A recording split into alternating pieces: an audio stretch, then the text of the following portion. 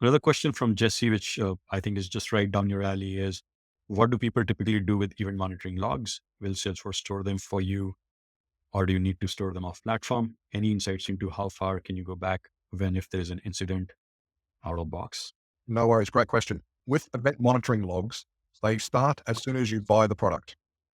So you can't go backwards. It's only from now on.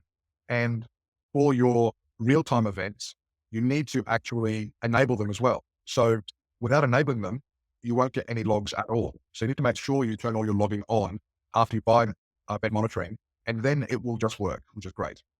Now, Salesforce will delete your logs after a period of time. Depending upon which log type you have, it's either 30 days or 6 months. And what you should be doing is exporting them and keeping them safe somewhere.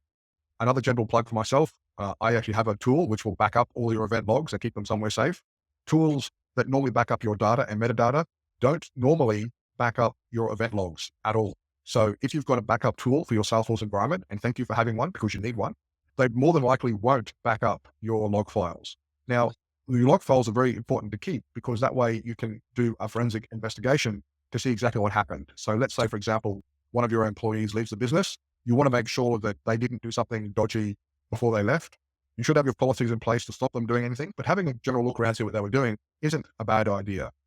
And unless you put your log somewhere safe, you can't do that. Couple of points. When you buy event monitoring, you've got to enable all the logging. Secondly, you've got to get some proper policies in place. And thirdly, you need also to back up your log files and keep them somewhere safe. There are other tools out there that actually will absorb all these log files and give you some really good insight into what's going on. I'd still advise you to back up your logs and keep them yourself anyway, because that way you can do your own queries upon them and actually get access to it. And people like myself and Sorab could look at these logs for you and actually give you a lot of good guidance around what's happening inside your environment and give you some pointers on what you should be looking at.